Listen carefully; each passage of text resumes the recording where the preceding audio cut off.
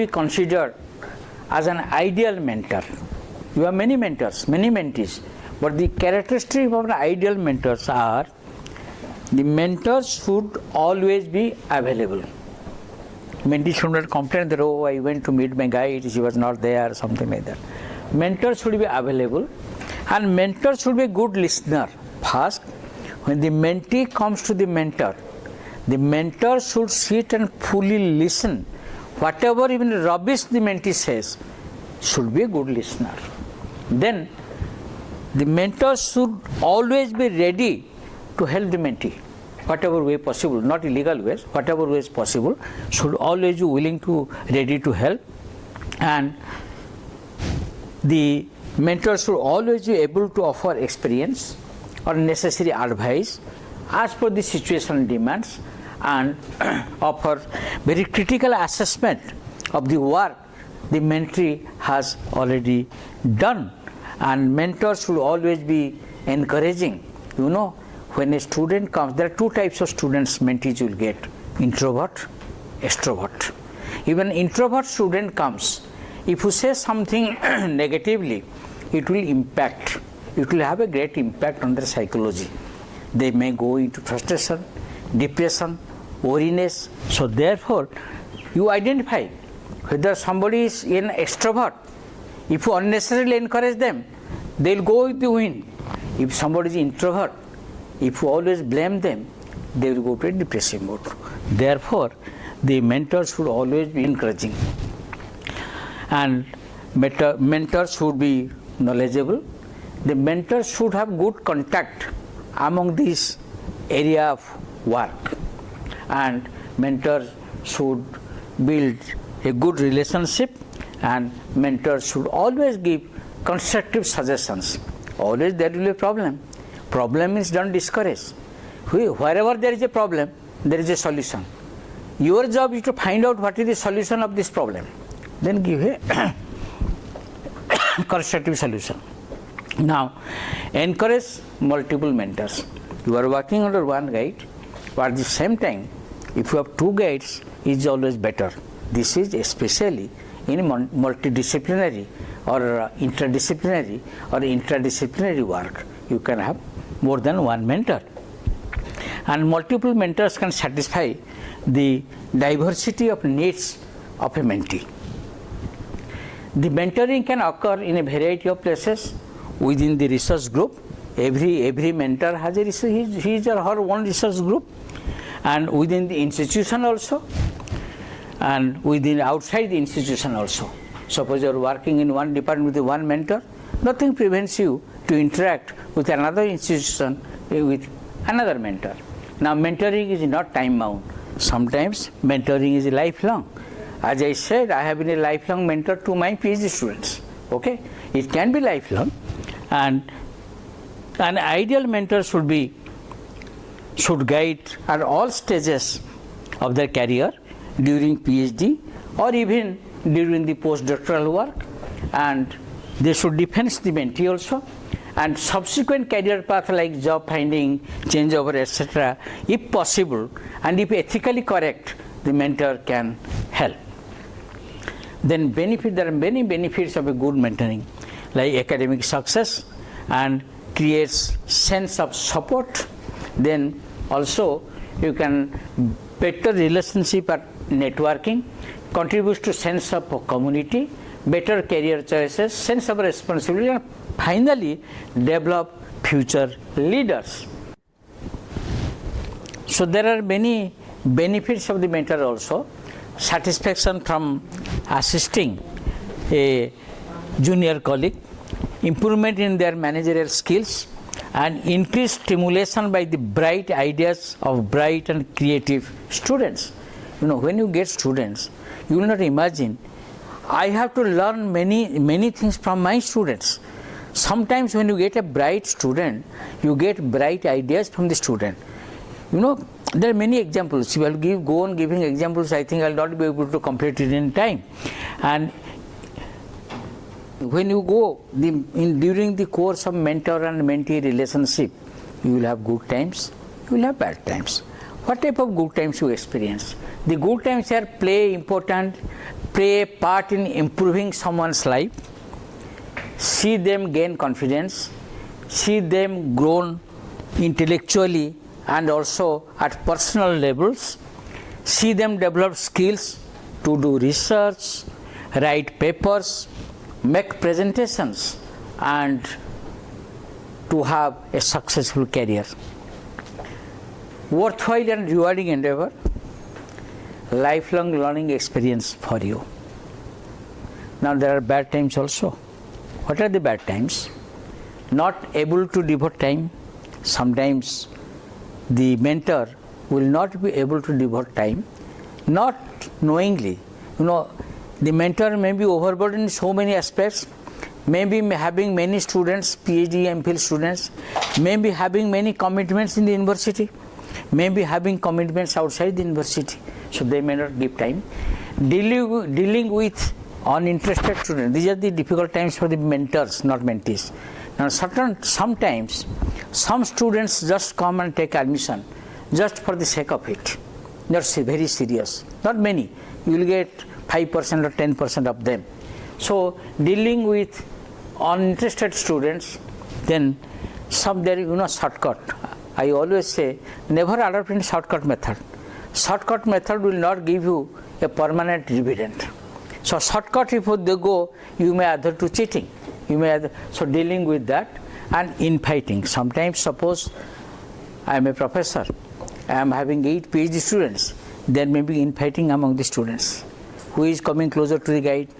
Who is not going distance from the guide? Who is doing very good work? Some amount of jealousy will be there. So infighting, handling infighting, and IPR and ethical issues above all. Then benefits to the student what they will get, that gain an understanding of the organizational culture.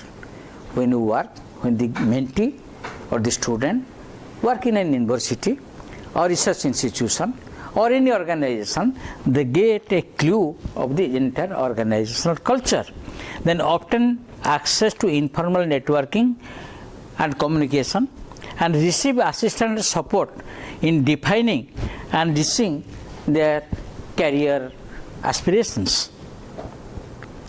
The best mentor-student relationship are honest, two-way exchange. There should be two-way traffic, not one-way traffic. Means the mentor will always support you, guide you, you don't work. Or the mentee will always work like a donkey, but guide the mentor will always enjoy. So there should be two-way traffic, two-way benefit. Respect each other, trust each other, help each other, and critical assessment of ideas, a leveling of power gradient, mutual and unconditional acceptance, respect. Suppose you are discussing, a mentor is discussing with a mentee, there may be some point of disagreement. Okay, you agree to disagree. Okay, this is the best way. Not that you disagree, then you go apart and with keeping. That should not be there. Mutual and unconditional acceptance, and then respect for limits and boundaries. Remember, for everything there are limits, there are boundaries. When you cross limits and boundaries, it is for the mentee and for the mentors, things become indecent. Sometimes things become illegal also. Now, ethical relationship with supervisor, the relationship between student and supervisor are always, unequal and hierarchical. The supervisors play many roles as mentor, advisor, promoter, sometimes boss, and these are then the ethical supervision should be non-abusive. There should not be any abuse. Nurture the students' confidence and skills. Be permissive, means be liberal with the students. If the I had given you earlier many examples, and doesn't use the student just as a technician or an assistant.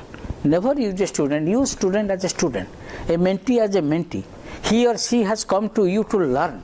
So never use them as a technician or assistant, but allows the good mentor role is allows the student to develop the project in new ways. Not jealous of the student's success. I have seen in older days when some student publishes some good papers, the guide became jealous. So that should not be there. They are also challenging in mentoring research. The number was time constraints, as I said earlier. Time constraints for the mentor, too many researchers, too many assignments, as I said, and conflict of interest, too much expectations. Sometimes the mentee expects too much from the guide, from the mentor, and the mentor expects, on the other hand, some mentors expect too much things from the mentee. Too much of hidden agendas. Somewhere there are some hidden agendas. I will give an example without taking any name. 1983 or 84, one scientist invited me and my wife for dinner. We went for the dinner. So very good dinner was prepared. And I suddenly saw one student came out from the kitchen. I asked him, who is he? Oh, he's my PhD student. Do you know he's a very good cook and all these things? Means what? He brought him to cook for us. Okay, so that is why hidden agendas. A mentee is a mentee.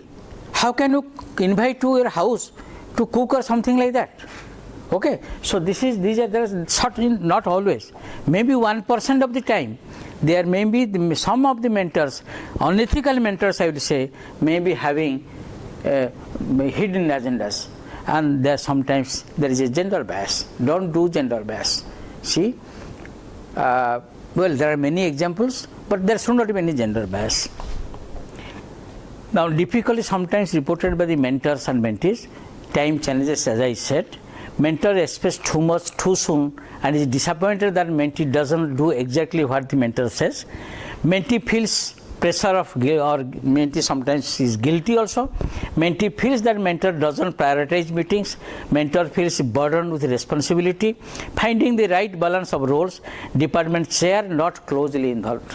Okay, when there is a need, there is no need for the department chair to get involved till the PhD thesis is submitted. But at certain times, when there is a conflict, the departmental dean should come and amicably and very peacefully settle the issue, explain the mentee that, look, you are a mentee, your role is this, look, you are a mentor, your role is this is not good, this is something like that, they have to do it, not knowing how to end the mentoring relationship, how to overcome the challenges, the right balance between all the activities you undertake and the right balance between all the mentees, follow the flow sheet and prioritize the assignments, encourage multiple mentors. I always say, always have a co-guide.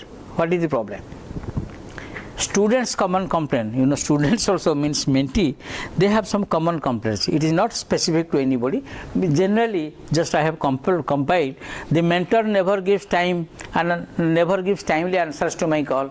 I call my guide something and he never responds. And the mentor texts me, feel like I am bothering him. The mentor is too busy. The mentor talks over my head.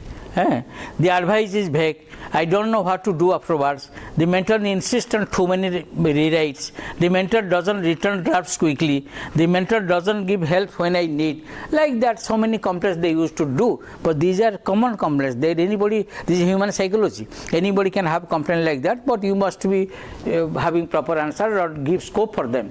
The mentors also they complain. How the mentors complain? See, this is what my experience I have seen. The student calls without organizing or his thoughts. The student calls with unimportant matters. The student thinks he or she is the only student I have. I have many students. How can I concentrate on one student? The student doesn't have the basic skill for research. The student can't write well. The student expects me to do the research project for him or her. This generally I hear. The student fix out over revisions. The student underestimates how long things take and misses the deadline. The student presents sloppy work. The student refuses to take any initiative. Now, your role as a mentor should be a charmer.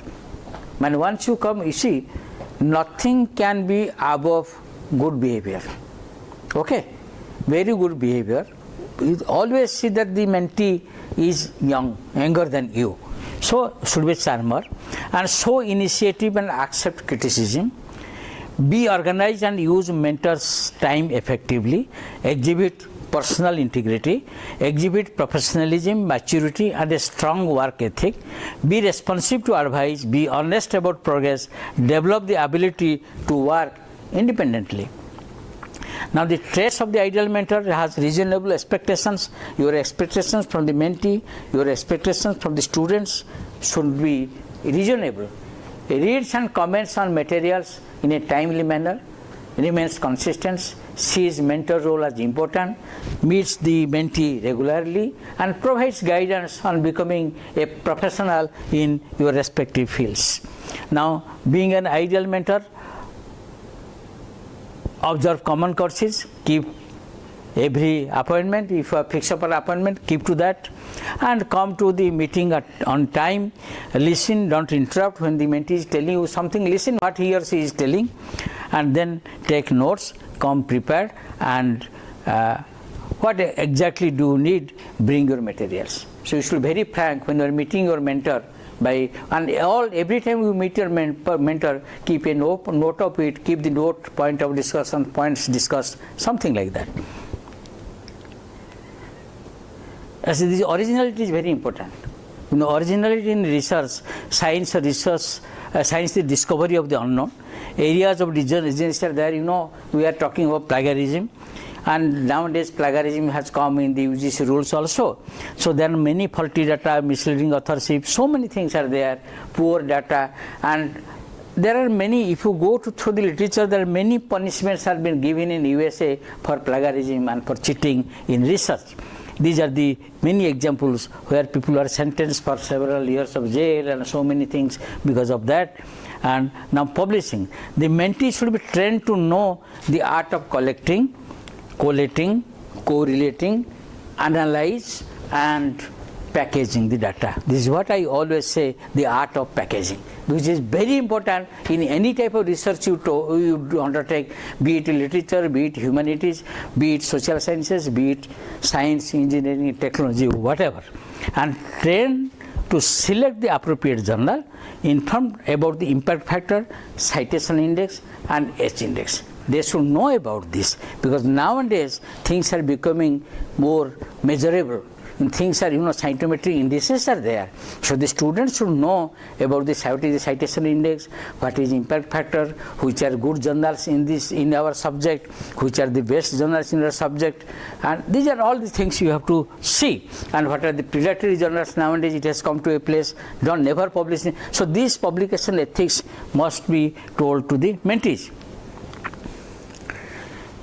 Like for example, for a human being, I have a head and brain anatomy, I have a ENT, ear, nose, throat anatomy, I have upper abdomen anatomy, lower abdomen anatomy, lower limb anatomy, upper limb anatomy. Similarly, a scientific paper or a research paper should has 7 areas of anatomy. Introduction is what is known, what is unknown, then how and why should we fill the gap, then the methodology, appropriate methodology, the results will say what results did you get, discussion should say what results did you get, how do the results fill the gaps, and conclusion is what does this mean for us for going forward. Another thing I have not mentioned is a bibliography or a reference according to the demand of the journal. Now, do's and don'ts in mentoring. Like you have do's and don'ts and everything, we have here maintaining appropriate professional distance. You should maintain appropriate professional distance. Avoiding romantic relationship. I have seen many, I can give you many examples between mentor and mentee. Avoid trying to force your ideas to your students. Avoiding conflicts of interest. Avoiding financial involvement is the most important. So these are the do's and don'ts of the mentoring. Now, after the program ends, your PhD program ends, or your MPhil program ends, or your project period ends, many relationships come to a natural end. And when a mentee learns enough to be independent from specific mentors, new mentoring relationships with the others may be more beneficial. Okay, in certain cases, not in all. These are all generalized things. Okay, and pilot program will assess how mentoring met needs of both mentees and mentees. Now, assessing the scientific activity, this is very important. The mentors should train their mentees in this line, maybe PhD, maybe postdoc or whatever. Number one is personal judgment. If you ask me, how to judge a person according to publication or research, I will say, you read the paper and you judge it. But there are impersonal quantifications like scientometrics, the study of the measurement of scientific and technology progress, citation indices and so many things. It came in 1955, Science Citation Index and Web of Science. But now the journal impact factor has come later on. This is how the journal impact factors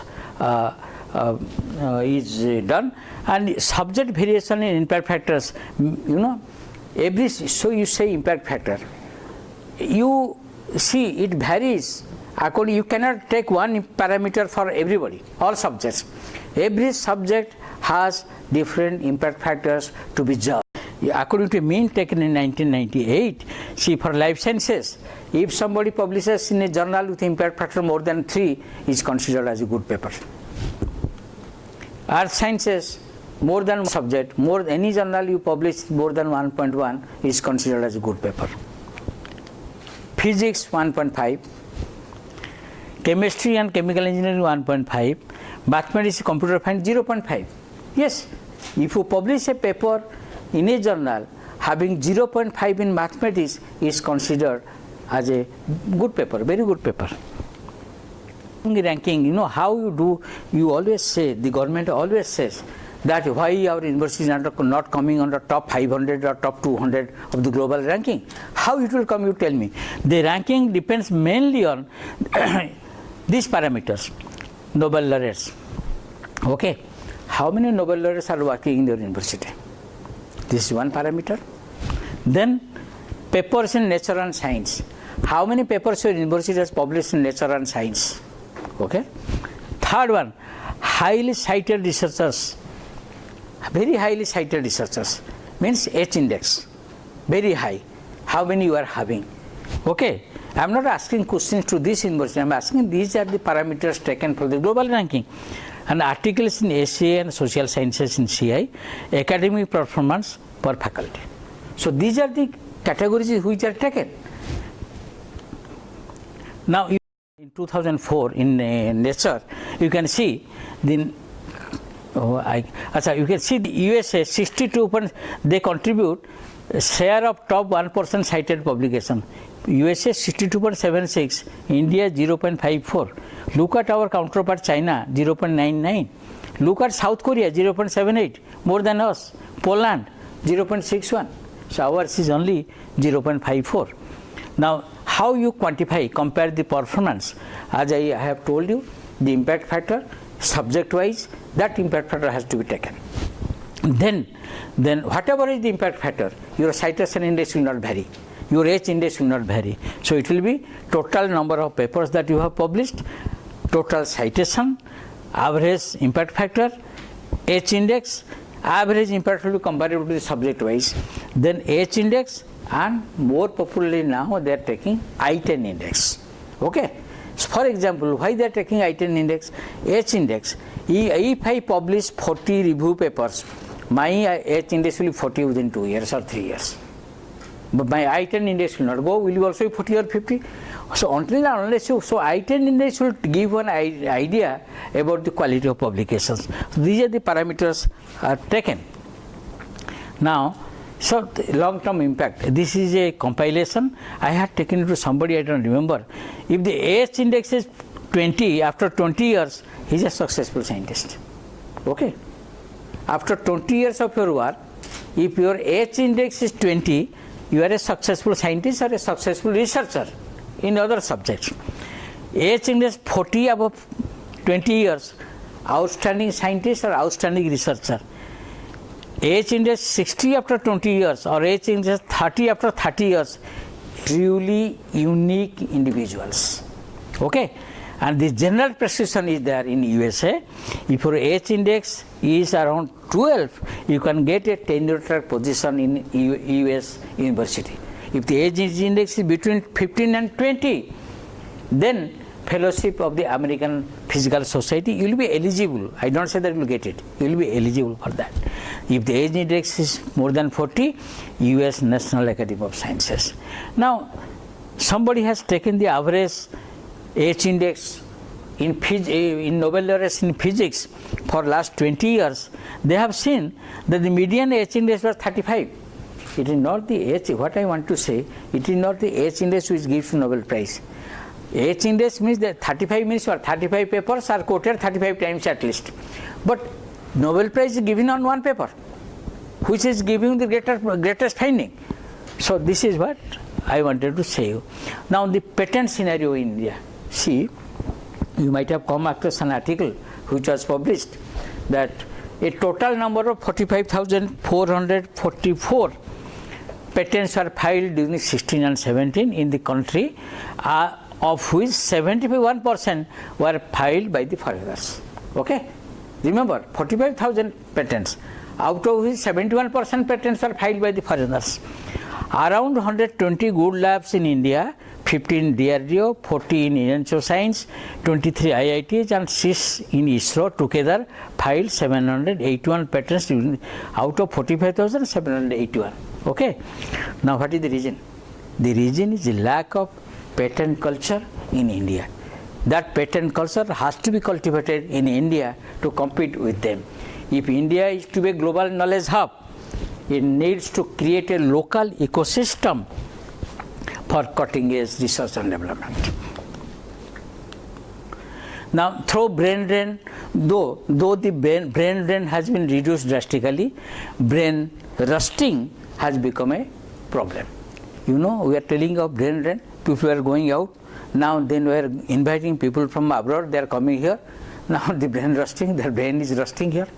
You are getting, establishing a new university, getting equipments is given, and you are establishing, there is no maintenance money after 10 years, or 20 years, after 25 years, the university becomes a graveyard, the particular department becomes a graveyard of the equipments.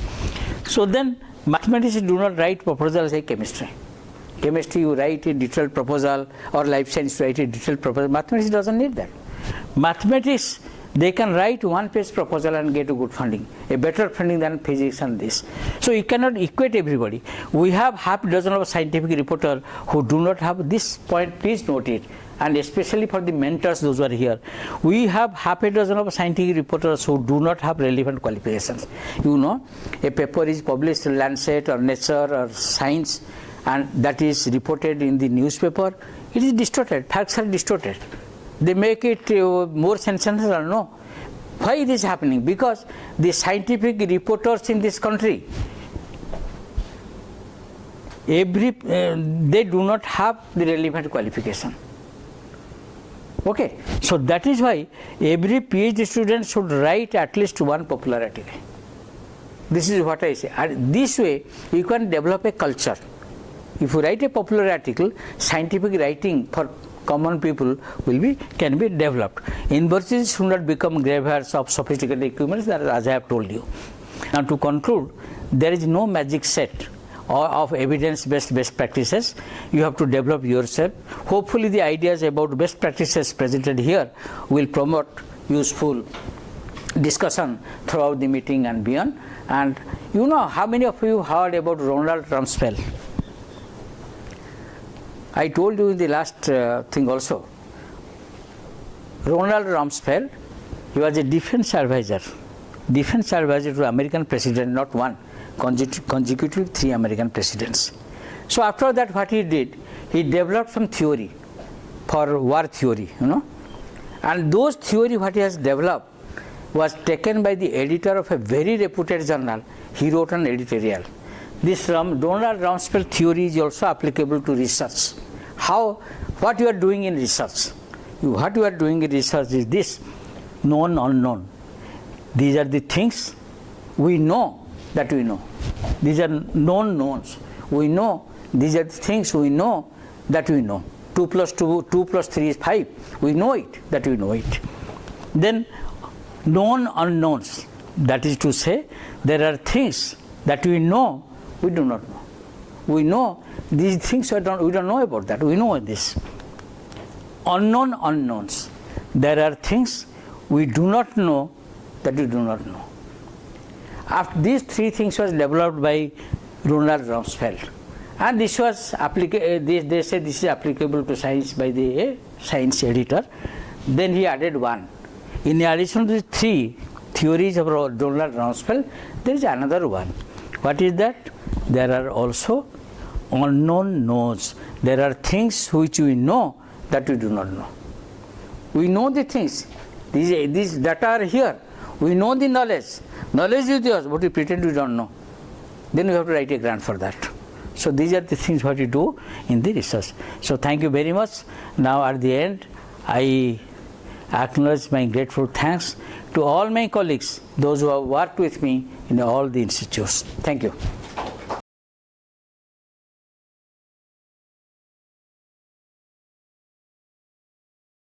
On behalf of MOOCS-ICT team of CUTN, I would like to thank Professor A.P. Das for this highly timely and required course and lecture on mentoring research, because all of us, I think, are thrust into the jobs of mentors as research advisors without really being given an advice to us as to how to be mentors.